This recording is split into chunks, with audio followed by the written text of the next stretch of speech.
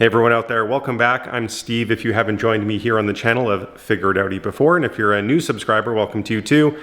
You're checking me out now on episode 5 of the S4 Redemption series and on this new crystal clear camera that I used to use, GoPros for running around and it just wasn't good enough. So I've upgraded, but don't be surprised if this bicep right here gets huge by the end of this series because it's definitely a little more heavy, but doing it for you guys. For those of you who are just tuning in now, I do encourage you to check out the last 4 episodes up here in the link. And really, those are just some really thorough tests using BCDS and some mechanical checks to see if the engine is okay. And ultimately, yeah, maybe a little tired, timing job probably should be done, but nothing is critically wrong. So the numbers that I saw on the dyno, I'm just kind of forgetting about at this point, and I'm forging ahead as a true car enthusiast would to just do more modifications and continue enjoying the car. This episode is going to be a little bit of a dream come true for me, honestly. I'm sure as car guys, you're on websites all the time, just like me, and you're looking through catalogs of your favorite tuner shops and whatnot, and you're just dreaming of that unlimited budget where you can just put everything that's just like super awesome, the best of the best onto the car. And of course, you can't really afford it. And neither can I, trust me, just because I'm talking to you from this side of the camera, it doesn't mean that I'm loaded. Obviously, I only do so many modifications at a time, got multiple cars, you can only do so much. And this one is something that I've been wanting to do, honestly, since before I even got the S4, because I'm putting on the best of the best for performance exhaust. Laid out in order of installation, we have, first of all, 2.5-inch internal diameter downpipes. It's a 2-piece section from Fast Intentions. The rear half has this little extension for O2 sensors, but that's not really going to matter for me. What's important is that I do have catalytic converters up front. I'll talk a little bit more about that later. Then this transitions again into a full 2.5-inch section of the X pipe with 14-inch resonators in there. And the back half features these beautiful polished stainless steel mufflers. And then we still have those nice big oval tips because after all, this is the 25 Quattro. And this particular catback section is bespoke for this 25th anniversary edition. Everything you see here does come from Fast Intentions, and just know that they do have some other options for you, depending on what model of car you have, first of all, but also where you're at in your modification journey. I've made some very specific decisions here with resonators and the catalytic converters, and we'll get into some more of that stuff later, but they have lots for you.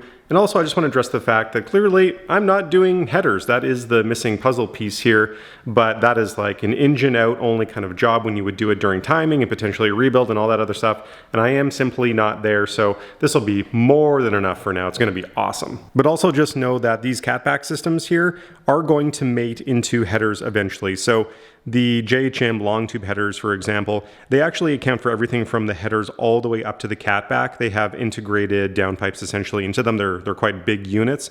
So it's safe if you want to buy a catback unit for now, and like I have, get downpipes as well, knowing in the future that, yeah, these might be interchangeable and I'll have to either sell them or put them in the stash. But either way, this back half of the system, you can buy it anytime. It's going to be usable in the future too. Before we get into the work here, I just want to talk about why I'm doing this. And it's not for the obvious reasons. Yes, I do expect to get a little bit more horsepower, actually more so torque because of the X pipe, but we'll talk about that more later. And I'm sure it'll sound much better, and I'm very, very interested to hear how some of the notes change because of the difference in exhaust systems. But truly, it's because the car right now smells like shit. So I have, somewhat unintentionally, I didn't know this when I was buying the piggy pipes, that they're fully gutted. I thought I was just buying a set of pipes that had the pre-cats gutted, and that's usually the move for the 4.2 because that's where the biggest restriction is and loss of power, so people usually drill out that front cat. Mine have absolutely none. And I know as car people, we're always looking to turn a blind eye in the name of performance, but I'm telling you, this one isn't worth it. Don't drive around without any cats. I see people sitting behind me in traffic, kind of just going like, oh God, you can smell it coming in through their vents, and I sort of feel bad about that. But my clothes smell every time I'm done driving. I have to change, I have to take a shower most of the time. It just smells really bad, and it truly does detract from the driving experience. So I'm hoping that all of this work really sort of just builds my enjoyment of the car. Now, you already know if you've tuned into my channel before that I don't get straight into the install. I like to get a little data out in the community first because truthfully, this is a big investment for most people buying an exhaust system, and it can truly make or break your driving experience. Now, for the record, my car has a totally OEM system just with the cats gutted. So downpipes are totally stock with no catalytic converter up front or in the rear. And then the catback system is the stock 2 1/4 inch inner diameter tubing. Now, what I want to do is grab some decibel readings, nothing fancy. It's hard to measure NVH. I know people talk about that a lot, but that takes some very specific instrumentation to get those readings. All I'm going to do is a cold start, a decibel reading. Also, it's going to sound awesome, so why not do that? And then we'll get an average decibel reading driving around inside of the car too. And I'll check for drone. Now, drone is one of those dreaded things where theoretically a good system can just engineer it out entirely. But many systems do have it, and it really depends what your gearing is and potentially what your commute to and from work every day is like. If you're on the freeway or highway, and you might be in a certain rev range where it's just like intolerable, or it could be outside of that range. So let's go for a drive, see what it's like now, and then we'll compare it against later.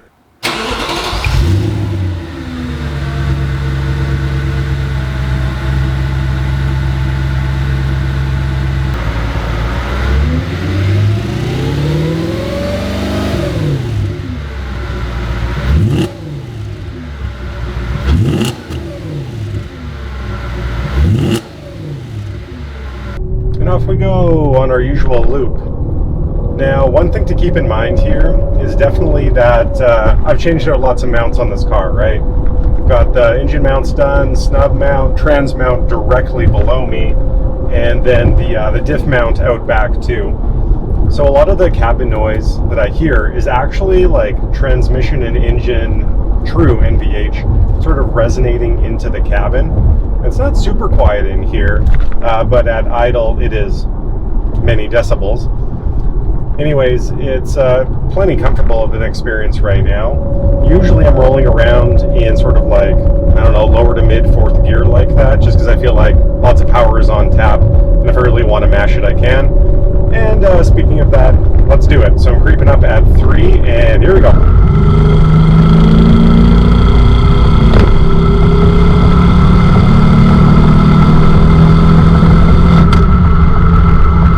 For all being really honest, what I just did is most of the driving you're doing in the city, you have maybe a block or two and there could be traffic around you.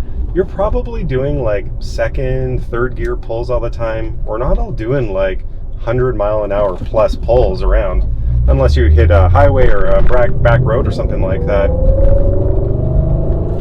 This is your standard driving experience. All right, let's go drone hunting. So I'm going to just stay in second gear, and I'm just going to go up the RPM band and see if we can hit a weird note.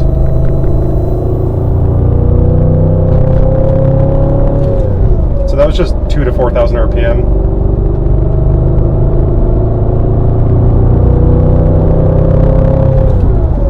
And I mean, you're not going to be cruising at over 4,000, not even over 3,000. I'd really say that the setup I have with piggy pipes and everything else totally stock, it's actually a pretty nice balance. It may not be the world's best performance setup, but it gives you the right feels. You got some of that grunt, get some noise, but it's actually like very tolerable, kind of just fun. I'll just do a quick little 2, 3, 4.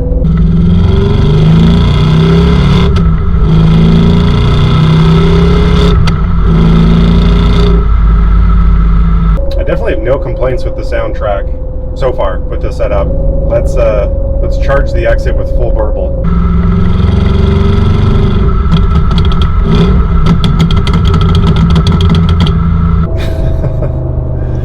I like it once in a while. Okay, now that we have a bit of a baseline on those factors, let's get to the install. Now, just to set some realistic expectations for you, this isn't necessarily one of those crawl under your car and get it done in a Sunday afternoon types of things. Maybe it is, but if you live in a place like me where there is quite a bit of rust on vehicles, it can be a challenge. Now, I know I'm going to have an okay time here because I was in the exhaust system on the S4 last year this time, and I went through all the struggles. Now I have some tools to make it easier, which I'll share with you in a second, but my exhaust clamps in the middle were completely rusted. I had to cut them apart entirely. And I also just came to understand that the OE downpipes are one entire section, meaning they're pretty long, and not only do you need room to navigate those out, but you also actually need the car a little bit high off the ground so you can get the ground clearance to sort of like drag them down and out and turn them on the way out.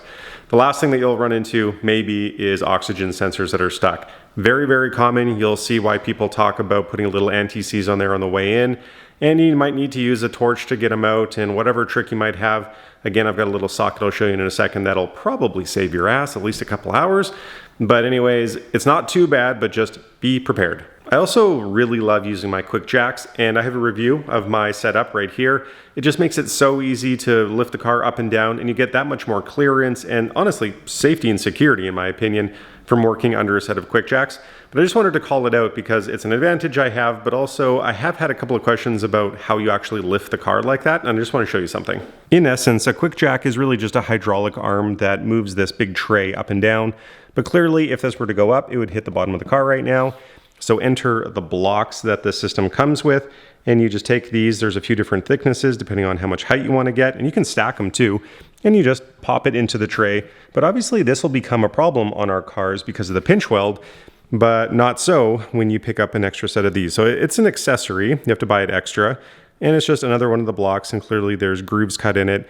But you stack these, and this is the one that goes on top, and the pinch weld slides right into it and settles down into here, and that's how you get your safety and a little extra clearance. So, although, yes, money, instead of messing around with floor jacks and jack stands, you really could have just been doing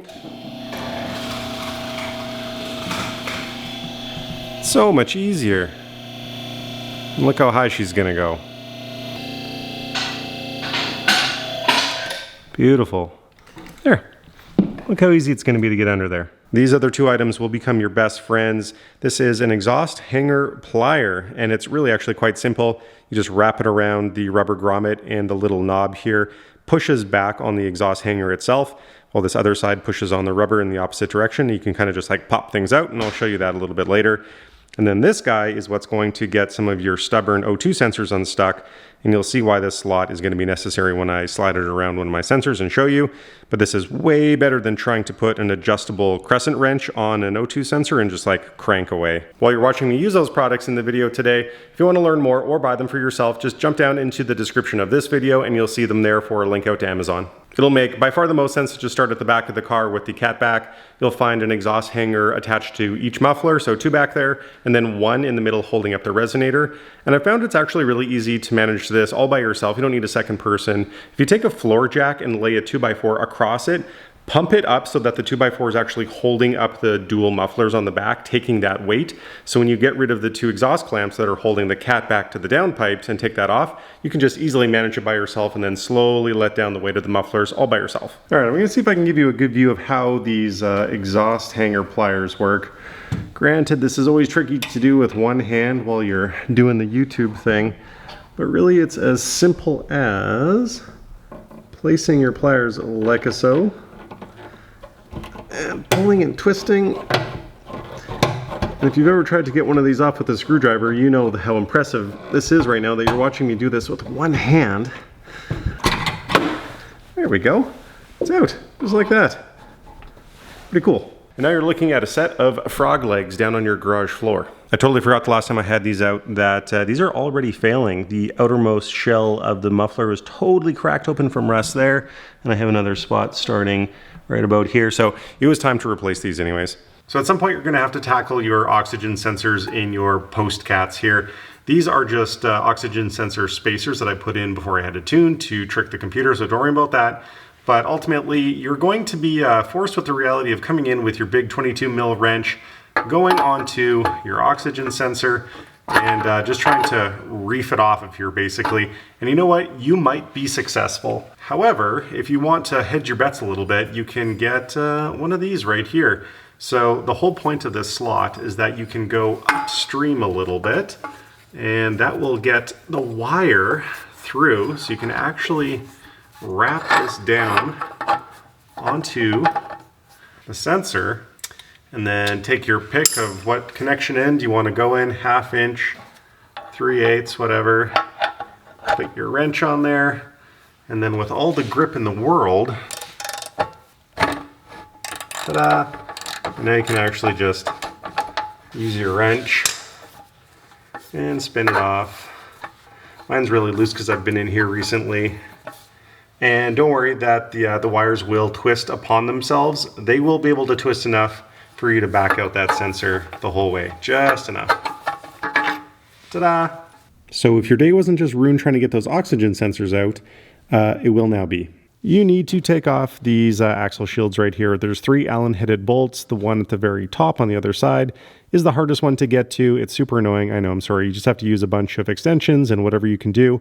It's necessary to get out because that will let you reach up to the higher point of the downpipe up there and disconnect it where it meets the header. How's your neck after that? Sore?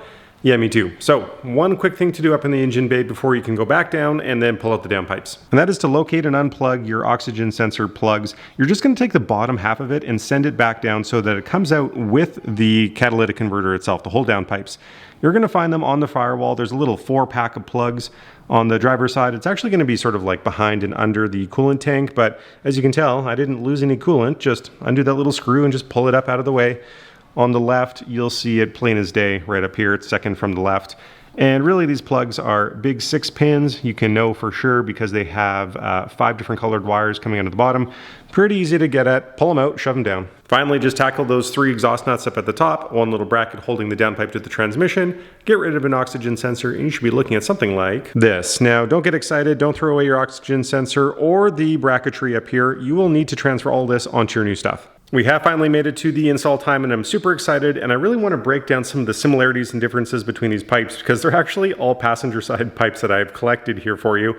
We need to go back in time 2 weeks to a little field trip I took to explain why the new stuff is black, because it didn't come that way.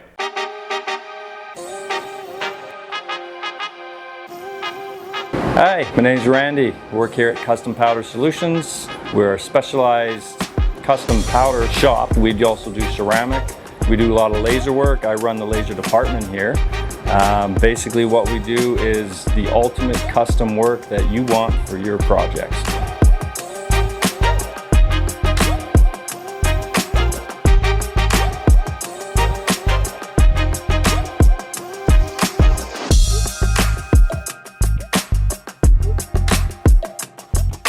So Randy, when I first came into the shop, I knew I wanted to do something about the heat management in my car. Viewers on my channel know that I complain about how the heat just bakes everything in the engine bay on the S4s all the time, and it just causes so much destruction.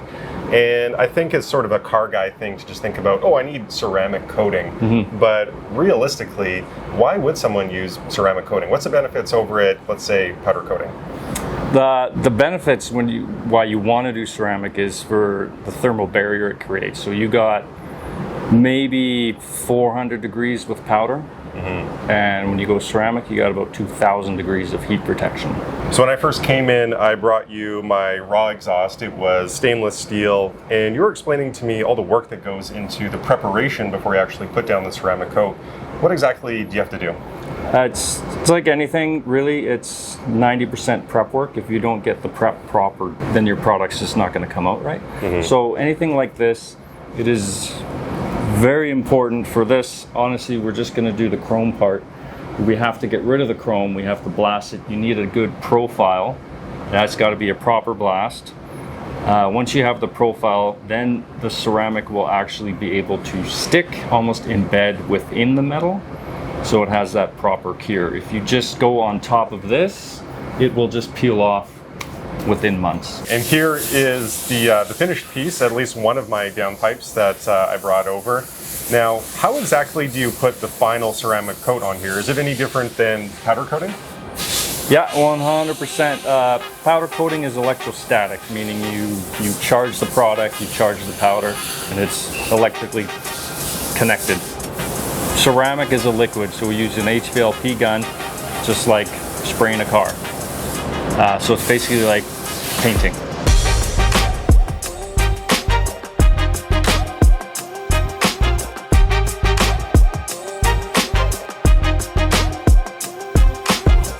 And after a coating is put down, about how long can I expect this to last? Is it ever going to wear out, so to say? It eventually, I mean, how hard do you drive the car? Right? When I do drive it, pretty hard sometimes. Yeah, so generally you got probably, I'd say 10 years worth of good protection. Nothing really lasts forever. We do warranty for the first year, so if there was an issue, we'll redo it. So basically when you coat it, you got about 24 hours before you can actually handle it. Okay. And 72 hours before you can actually start firing it up, putting heat to it. You got to let that ceramic properly cure before you can start adding heat to it. There you go. So for everyone who's excited out there to put on your new exhaust system and go for a rip, just be patient. I absolutely love modifications like this. I think the ceramic coating is going to be so beneficial. The downpipes are very much still in the engine bay, granted at the back, but they radiate so much heat up into the back of the heads, the cooling system back there. It'll help lower intake temperatures since the air pipe's coming through the engine bay as well. And of course, it would have been really ideal to put ceramic coating or some sort of heat protection on the headers, but again, just not practical for now. I'll take my wins as they are. Also remember, the downpipes head down through the tunnel and it's going to radiate heat onto your transmission. And there's even some long drives where I've been driving really hard and I can feel a bit of heat radiating into the cabin itself. I can feel it sort of on the outside of my legs. And now I'm really looking forward to just cutting all of that out. The features on the fasten tensions pipes are many, but I want to call out the catalytic converter first. First of all, I have one. There is an option without one. It's just a race pipe. But notice the diameter here compared to the OE unit. Much, much smaller. However, it's what's inside that counts. What you're looking at in there is a 300 cell count catalytic converter. Now compare that to a roughly 600 to 700 cell count in an OE converter. And for fun, a 0 count catalytic converter in the piggy pipes that just came off the car. What's really important is the 300 number is per square inch. That's how the cell counts that you typically see for catalytic converters are measured. So although the catalytic converter itself is just a little bit smaller than OE, it's still going to move way more air because those holes are bigger. You'll have to take my word for it that once upon a time these pipes showed up looking just like the X pipe here, being 304 stainless steel in a beautiful mandrel bend tubing. And what's really important here is that bending process, because what it means is that there are no kinks. They're all smooth, full diameter bends. And take a really good look at this section here, where there is a slight curve and straight out. Look at what the OE unit does. Kink here, another little kink here, and the top is a little bit flat before it even gets to the secondary cat. Speaking of which, there is not a secondary cat in the fasten tension setup. Even if you get one with cats like I did, you simply have a J-bung down at the bottom to plug your O2 sensor into. And this is great because for all of you that don't have a tune, it means that you will not have to use a spacer like what you saw me take off of my car. This does that job of reducing the amount of oxygen that's going to be coming downstream here, being exposed to your oxygen sensor. So whether you have a tune or not, this will not throw a cell. To also point out the obvious, this is a two-piece setup, which is great because if you've been following along with the uninstallation on your own car, you now know what I mean when I said that navigating these pipes out as one long piece really does suck. Not going to be the case coming in at all. If you're one of those guys who are always chasing weight savings, then let me give you another excuse to buy these. It's about 20% difference between the fasten tensions pipes, and I'm not talking with O2 sensors, it was just totally bare pipes, against an OE unit with 2 catalytic converters in it. Funky angle and ceramic coating makes it hard to see, but I want to point out the flange craftsmanship on the inside here, because what's important is that they have TIG welded the inside, ground and polished it down, so the air transition from pipe to pipe section is really good. Above all other factors though, what's really important is the pipe diameter. So fasten tensions uses a 2.5 inch pipe, whereas the internal diameter of the OE system is 2 inches. 20% is a coincidental number because it's also what you get for an increase of internal diameter pipe sizing when you compare the fasten tensions pipe to OE. If I've already sold you on a set of downpipes, but you're not ready or just don't want to change out your catback system, that's okay too. You can order everything that I have, but instead of 2.5 inches all the way out, it actually has an option to neck down to the OE size, so you can just run your existing catback too. All right, I'm going under the car to do the downpipe install. I'll spare you those details as I work towards the back half of this beautiful system here. Speaking of which, you know what's kind of complicated and very interesting? Designing and manufacturing exhaust systems for multiple vehicle brands. And when you look at the catback portion side by side, there are a ton of differences that took real engineering by fasten tensions to figure out. Probably the most obvious feature of the FI system is that bank 1 and 2 pipes do cross over in what's called an X pipe right after the downpipes. To understand why that matters, let's look at some material from Summit Racing, starting with what the scavenging effect is. The simple way to look at it is there's going to be an optimal matchup between your specific engine and the sizing and arrangement of exhaust pipe so that you're able to get as much exhaust gas out of the cylinder as fast as possible once it's burned.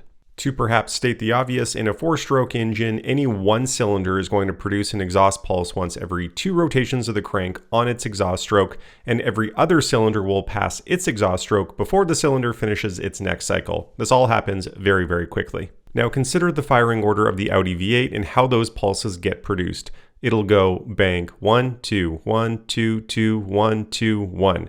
All but one pair of pulses come from the opposite banks, which creates a bit of a unique noise, and most of the time, consecutive pulses will be coming down opposite pipes. As each pulse travels through the pipes, it creates a small area of vacuum, and this vacuum is what acts to help pull the next pulse of gas behind it.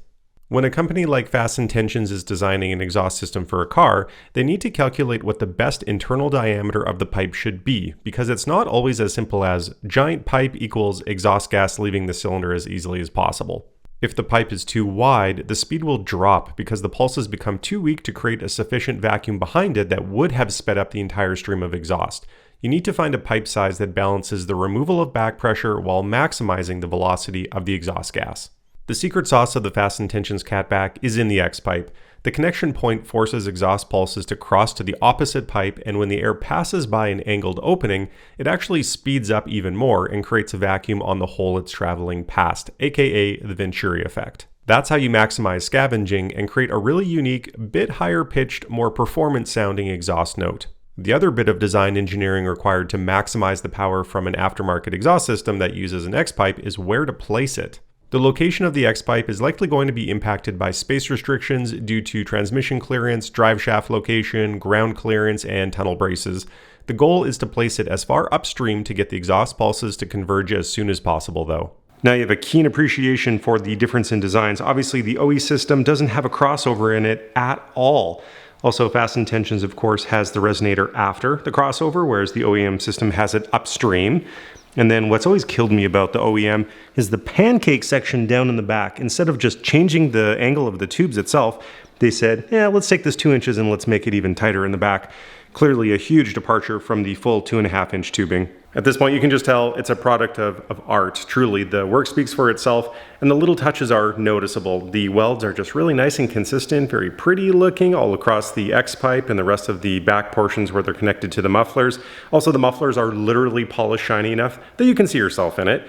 And then they do little things like laser engraving their logo on the side of certain parts, and they also include these little clips that you can put on the back muffler hangers so that they actually stick into the exhaust hangers themselves. I'm truly on the home stretch of install now. Everything is basically just slip joints and exhaust hangers, so let me put that on and I'll meet you back right away for first startup.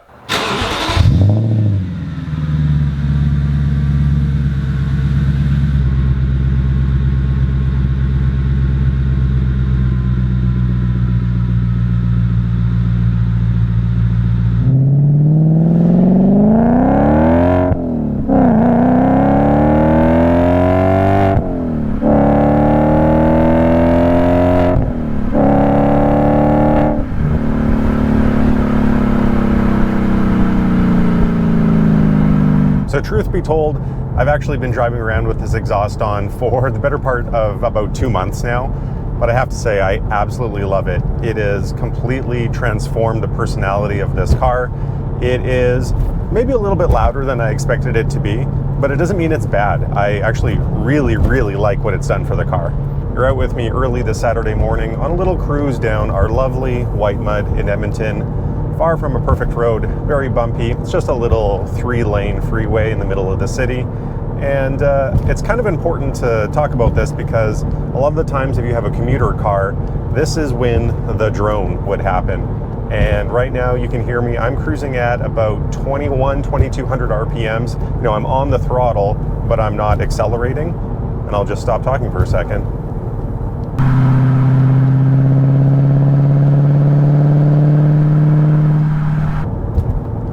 Very quiet, very quiet. Now let's say I get into a little throttle to make a pass.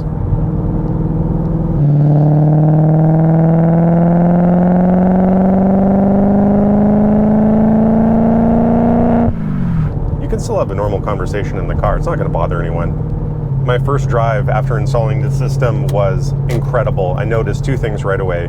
One, when you punched it, there is so much more torque than there was before in a very measurable way. I'll show you the dyno results at the end of this little conversation here. But number 2 is downshifting has become a dream with extra air coming in and able to get out the back. Your throttle control is so much better. You quick little blips down. Here's a little 6-4. So good.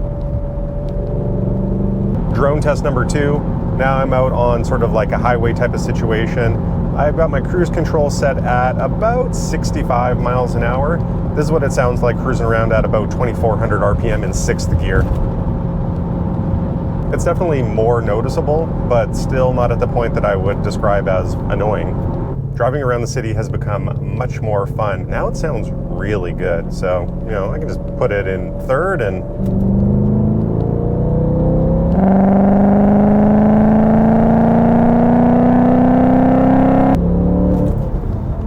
torque, baby.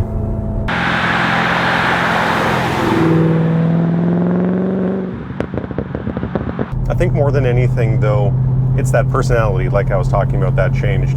It went from sort of just like an arbitrarily grunty European sort of V8 noise to that more refined, little bit higher pitched, but at the same time a little bit more bassy sometimes.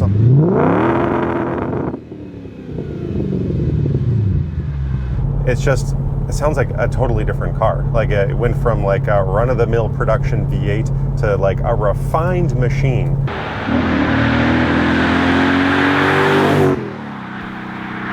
As I mentioned in the car driving, I'm actually shooting the end of this video way into the future. I've already wrapped the series at this point in time of me talking. Also, I'm a little sick right now, which is why I sound weird. And the next episode that you're about to see has everything to do with some dyno testing.